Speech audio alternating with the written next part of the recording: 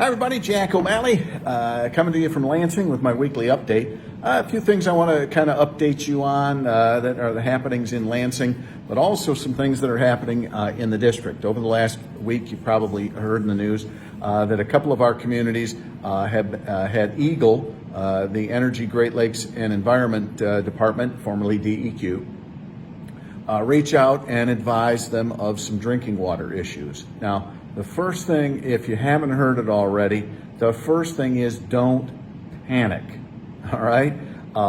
Lead levels in a few tests were up in both of the communities, and each community is very similar, but yet just a few differences. But basically, I understand when people hear lead in the water, even if it's in one location, they immediately and would get concerned. I get it, I understand it, but the key is do not panic.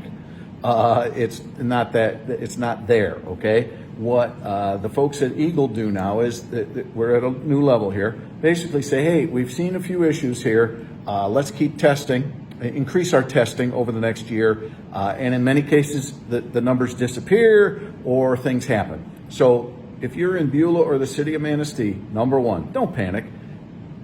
EGLE and the village and the city are on it, and they're following. The easiest thing to do is if you're in Beulah or Manistee, go to the websites for the village and or the city.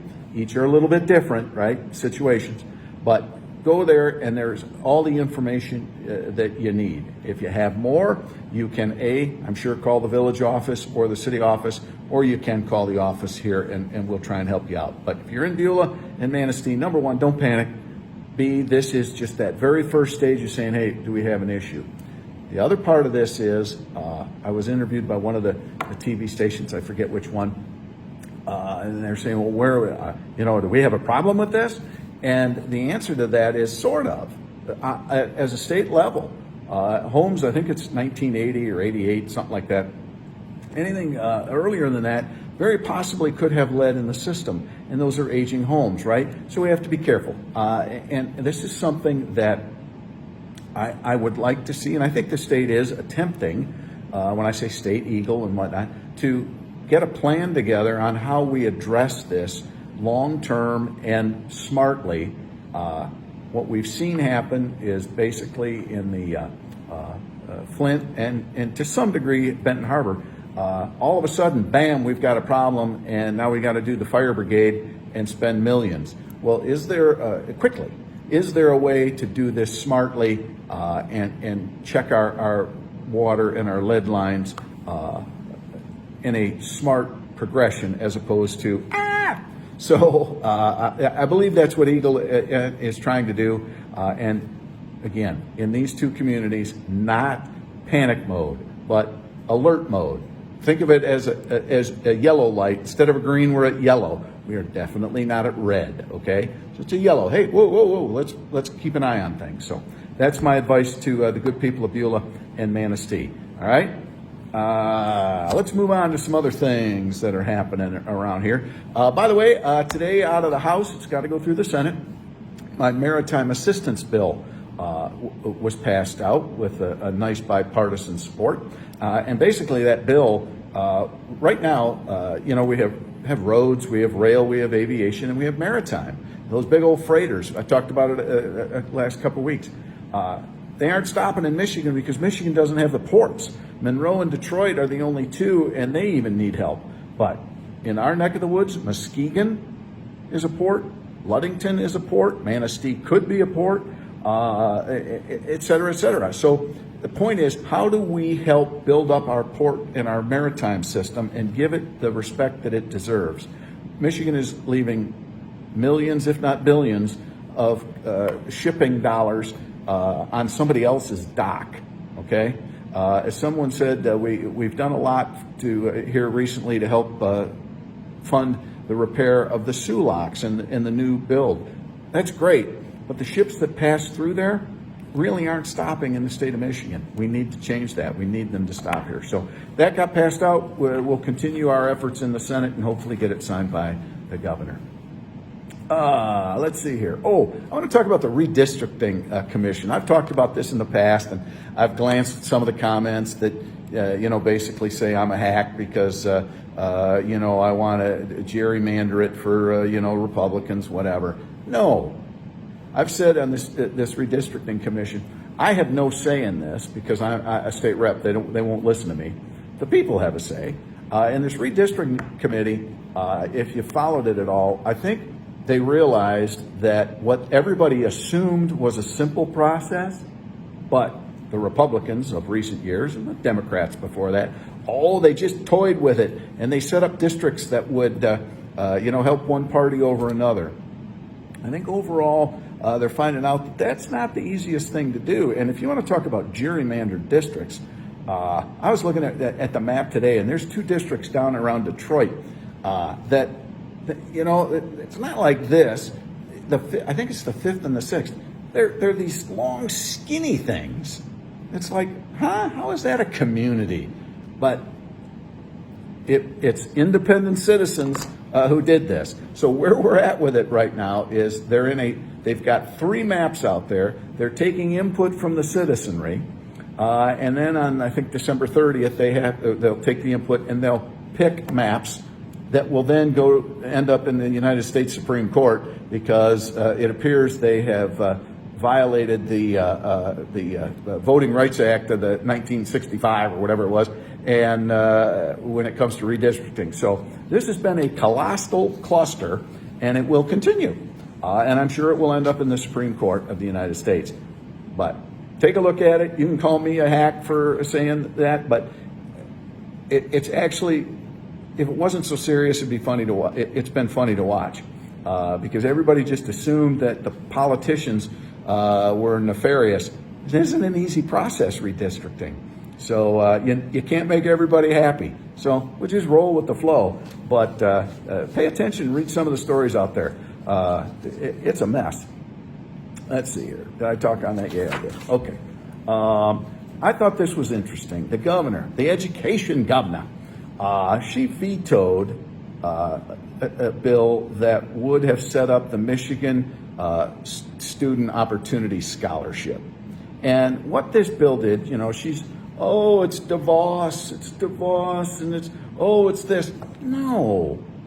This bill would have allowed private individuals, companies, whatever, to get a tax break for putting money into a pot that could then be used to grant, stipends and things to families. And we're talking like maybe $1,000 for this family or $500 to this family, maybe those that were in foster care or at risk, or maybe that family that just couldn't afford lessons, because their child needed them for this or that. So I laugh when the people in education stand up and say, it's for the kids. It's for the kids.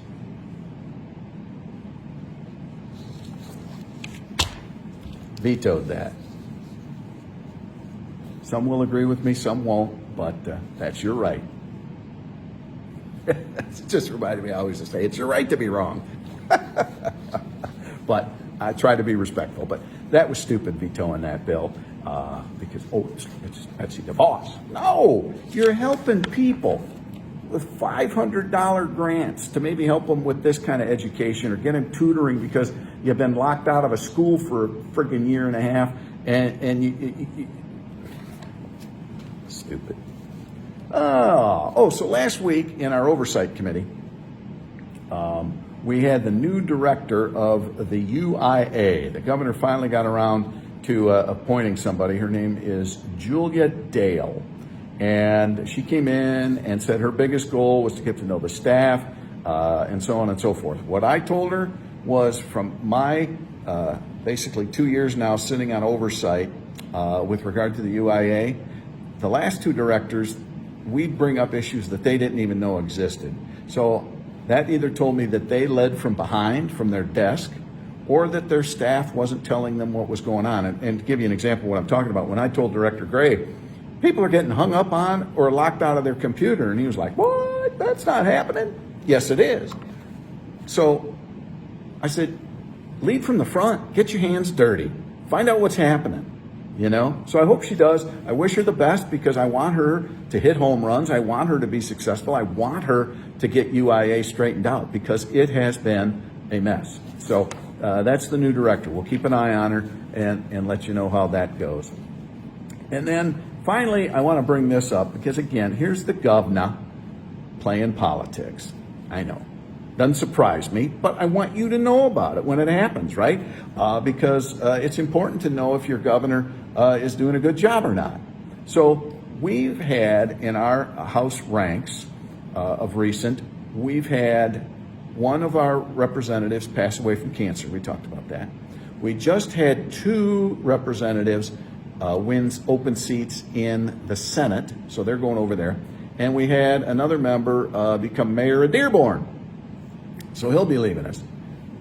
And Rep. Schroeder passed away over a month ago, and the governor has not announced any special elections. So these 4 districts are going to go without representation until we can hold a special election. And it's been done before. I know well, Jack, just wait until next year. There's going to be an election. Okay, but it's been done before. Most recently, when a representative won the mayorship to Flint, she held a special election so that that seat could be filled before the end of that term. The Flint mayor's wife won the seat, but the point is she did it, and it was a Democratic seat. 3 of the 4 are Republican seats. And of course, the balance of votes in the House, we still have majority, but it's very slim. It would be back to its more normal numbers if she would hold those special elections. But we'll see if the governor will play politics with those 3 Republican seats, where when it was a Democratic seat last term, bam, we had a special election like that. So she's got it in her. We'll see if she does it. Hey, I want to say Veterans Day is tomorrow. I salute our veterans. I do. From those who were on the front lines to those who supported them, maybe even back here at home. You were a veteran, you served your country. So tomorrow is a day we salute you, and I want to thank you. Hug a veteran, most definitely. So tomorrow's Veterans Day, let's not forget them. And again, I think back to my dad, who was in the Army Air Corps in New Guinea in the South Pacific in World War II. And he's my favorite vet, of course. He's long gone now, but I still have some of his mementos from his time in the Pacific and as an airman in the Signal Corps. That's one of the things, too. If you've got a vet in your family, make sure your kids sit down and talk to them and hear some of those stories. I know sometimes vets don't want to talk about all the things, but let's keep that tradition. Let's keep that heritage alive of what it was like. I remember I used to listen to my dad, and he didn't tell me everything. But, you'd hear the stories, and as a kid, I was fascinated by it. So maybe tomorrow, if you've got youngins and you know a vet, maybe see if they'd sit and listen to a story or two that if you ask, a vet might just tell you. All right, I salute you, our veterans of this great country and our state. We'll have more next week, but just an update for you, and I will say good night for now. Take care.